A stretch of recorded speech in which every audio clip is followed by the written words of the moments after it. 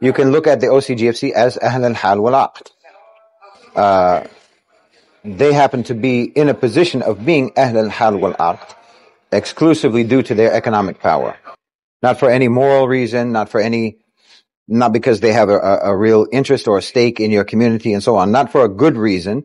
They're not the kind of people that you would like to have in the Ahl al-Hal wal-Aqd, but it's a reality. They have that kind of power and influence, so therefore, they're from the decision makers. I mean, I understand the mindset of fighting the OCGFC because it means, basically what he's saying is, restraining them from completely dominating our society. So it's put in this adversarial type of a language because we know that they're predatory. So it's like a fight.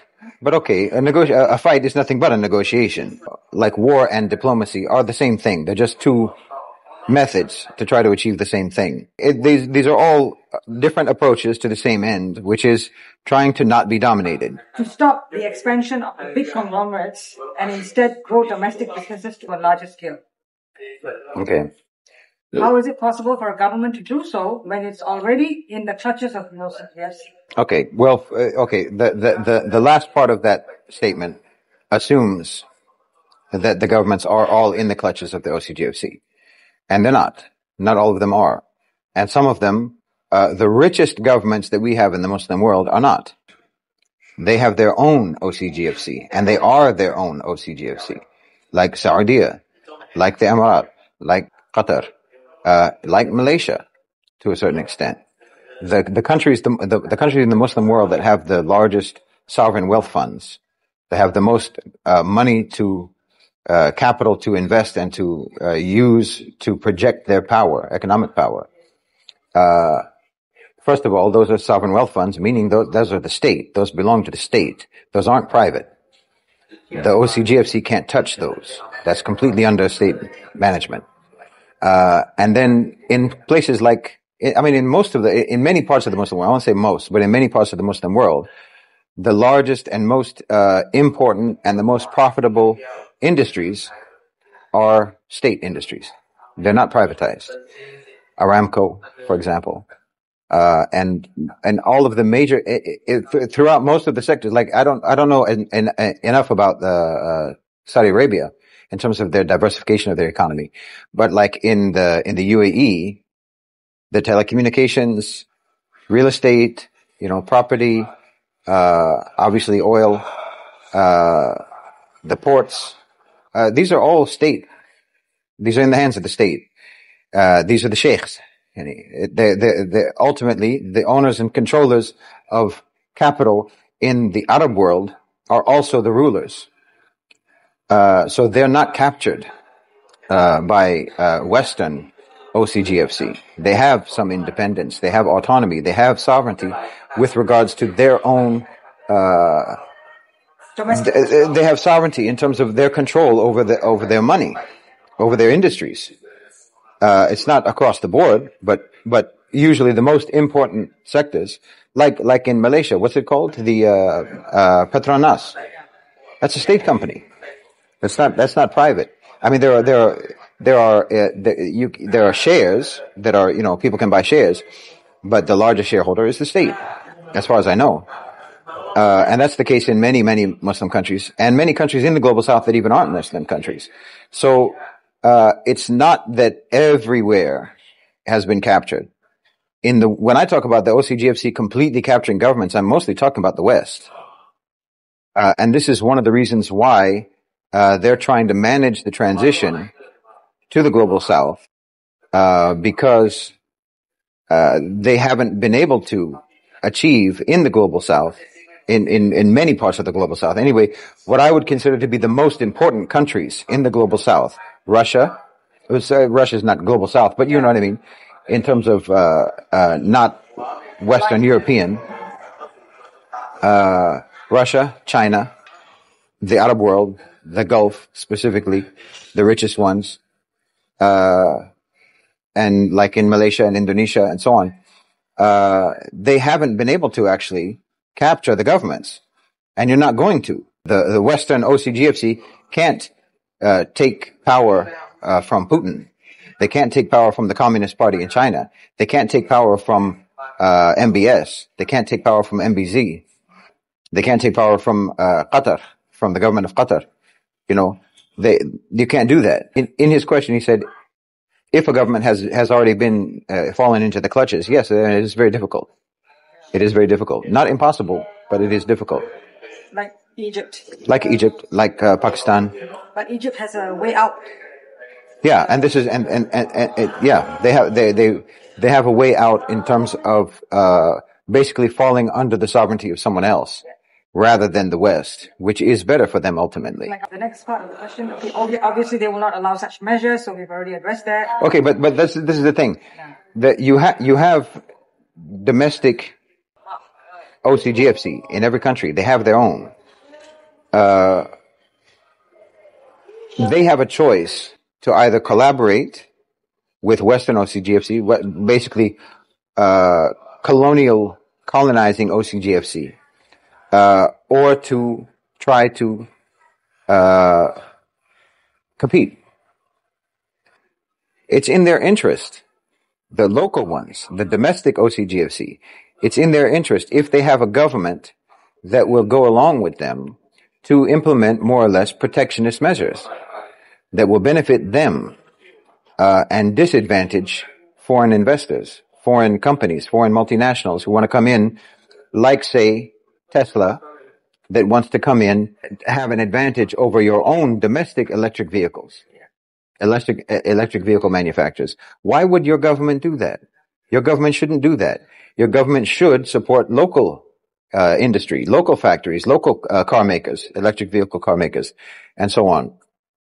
And it's in the interest of the domestic OCGFC, the domestic industrialists, the domestic rich, the domestic elites, and so on, to protect their interests and to help and to have a government that will help to support their business and the growth of their business. That's in their interest. If historically, if they haven't had, if that hasn't been an option, and the only option available is collaboration and capitulation with Western power, with Western OCGFC, then they'll do that. But if they have the option, like I've said before, nobody wants to be a slave. Everybody, if you're talking about the rich in any society, you're already talking about people who have more or less, to one degree or another, dedicated their lives to their own wealth, to their own financial and economic ambition. Why would you think that they would not be interested in continuing to pursue that and expanding their power and expanding their economic prosperity and reaching higher and higher levels of power and influence in their society? Why would they accept, if they don't have to be sidelined or to be, second best because of Western foreign multinationals and investors? It's in their interest. So if you have a government that's willing to do that, I mean, like an example, I was talking about it the other day, Ecuador. They had this Rafael Correa, who was a leftist, was anti-neoliberal, was anti-IMF, and the economy in Ecuador grew, GDP grew, and all metrics, whether all socioeconomic metrics, Ecuador improved under his reign, under his administration. And like I've talked about before, usually when you have protectionist type of policies, it's better for your economy. It's better for domestic business. But that's assuming that you have some kind of domestic business that can operate, if you close yourself off before you have any domestic industry, then yeah, it's a very difficult situation. But if you have already some degree of industrialization, or at least a capacity for industrialization, or you have, like for example, Indonesia, like for example, Chile, like for example, the Sahel and Africa generally, that's just a treasure trove of raw minerals, raw natural resources. You're in a position to demand industrialization. You're in a position to demand. Yeah. Negotiate. Yeah. Yeah. Negotiation. Yeah. This is about negotiation. Yeah. Where this is what Indonesia is doing with nickel, and what Chile is planning to do with lithium. You're in a position to negotiate. He said it's very difficult to do. Yes, it is. Yeah. That doesn't mean you can't do it, and doesn't mean you shouldn't. But it's difficult. But to not do it ends up making your life more difficult. Correct. And capitulation. I mean, yeah. As the Yeah, we've seen the results of not doing it, and that is far more difficult than fighting it. History moves in stages, and once you've moved to a certain stage, you don't go back again. And I feel like we've had something of a watershed moment with regards to this, that people have, and that's also comes down to our own responsibility to re-emphasize and to reiterate and to repeat and to articulate this message that that to a great extent, the opposition to the Zionist genocide in Gaza has been manifest through private sector activism or public activism directed at the private sector. That has largely been the direction of activism. Yeah. The boycotts, BDS movement, boycotts, Starbucks, McDonald's, what have you, all of these things. And we have to make sure that people understand what they themselves have been doing, to understand that the direction of activism has changed, yeah. and it should permanently be changed in this direction. Yeah. It's a cultural shift. And once democratization of corporate. Right. And once the paradigm shift has happened, you don't go back to the old paradigm. Yeah. Now, I mean, if you're talking about like general apathy, general distraction and all of that, these are just human conditions that we have to deal with. You just have to emerge. And even to a certain extent, some of that in our part of the world anyway, among Muslims, whether it's our part of the world or not, our part of the ideological world, say, where Muslims in the diaspora are included in that, we already know a solution to that, which is just to become more religious, to become more serious about Islam. So even just through da'wah, and through people trying to improve themselves as Muslims, they will tend to become more serious, and they will tend to be less frivolous about their lives. You will tend to not binge watch Netflix shows and waste your time with meaningless, and I was going to say meaningless distractions, but distractions that are put in front of you for social engineering purposes. Correct. Yeah. That you will take your life more seriously, the more serious you become as a Muslim. So even someone who's making da'wah, who's not political at all, if you're making da'wah and helping to make the Muslims more serious in their deen, you're also doing, to one degree or another, some sort of political work, because Muslims you will help to make Muslims more serious and more mature and less susceptible to the propaganda and the brainwashing and the diversion and the distraction that the West uses to try to maintain and consolidate their power and control and squash any opposition or dissent. So the oppression and slavery is made to look with quotes modern and progressive. So even if a population of the segment understands this, the vast majority will not. In which case, mobilization will be extremely difficult. Again, the word difficult I don't find it deterring. Yeah. The difficulty of being active versus the difficulty of being passive. And I think that the difficulty that comes from being passive is far more. If you don't try to do something about it, then the situation that will happen if you're passive is much more difficult than what you'll face by actively opposing it. Although we see Western materialism and greed as the basis of these corporations, but that is how they became so powerful. Greed. So how can a Muslim business community, which is not guided by greed and materialism, nor is it as pious, so as to be motivated as the early Muslim generations, how can today's Muslim business community be motivated collectively to fight this evil of greed? They didn't become powerful because of greed. They became powerful because of deregulation.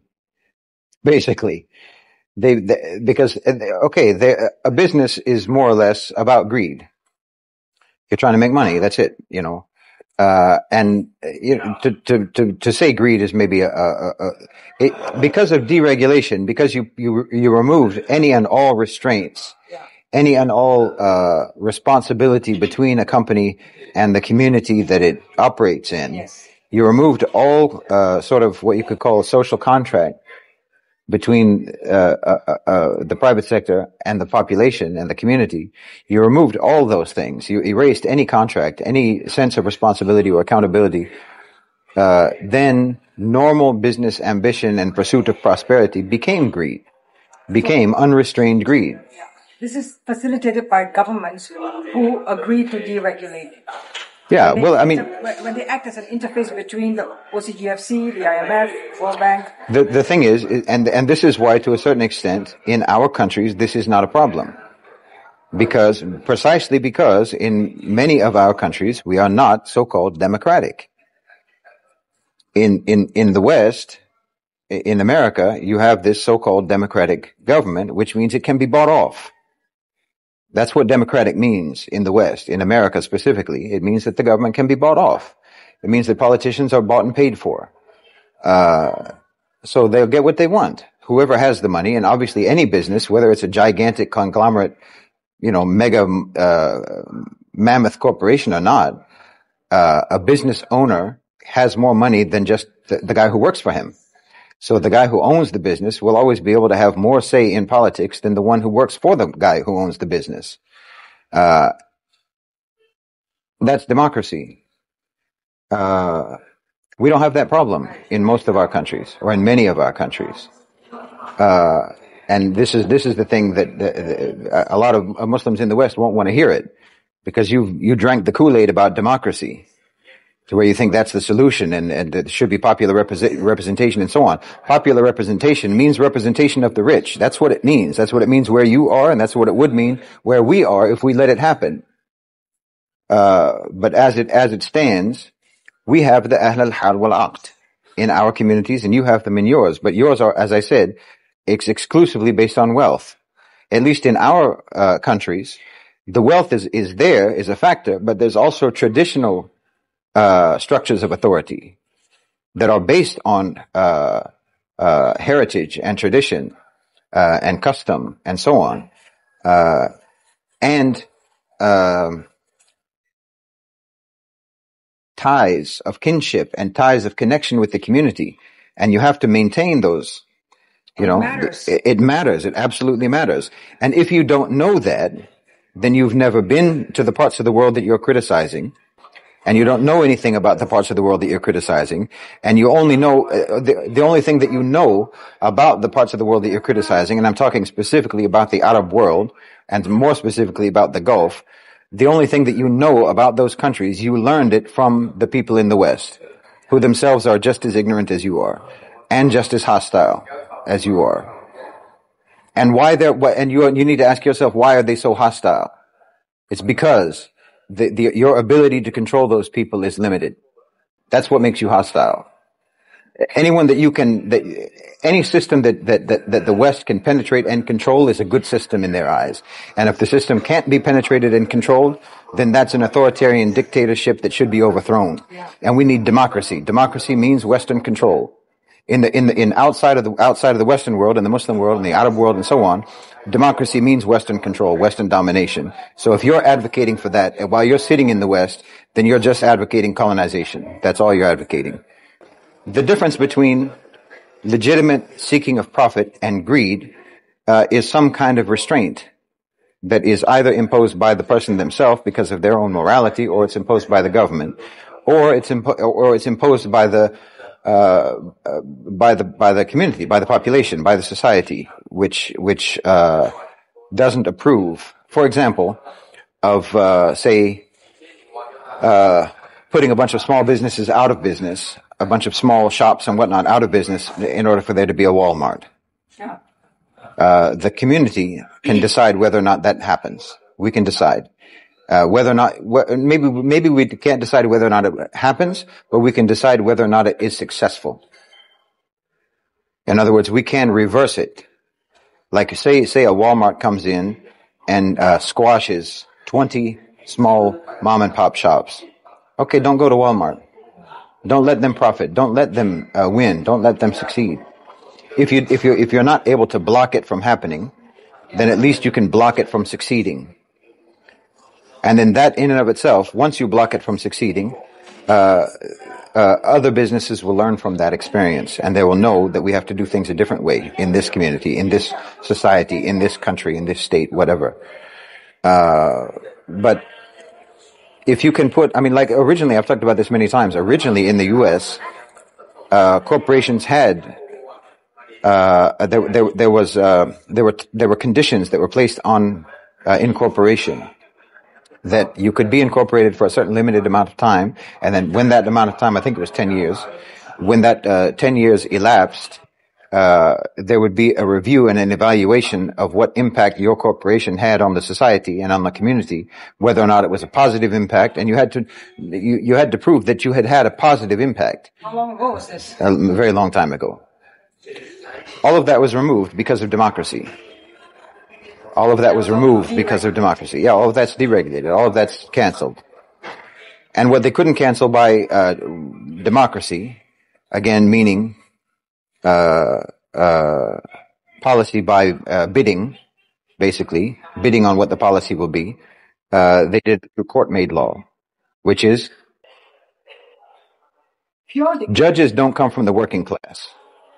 Okay? When's the last time you saw a judge from the working class? So judges will make policy in favor of corporations every time. So that's how that happened in the U.S.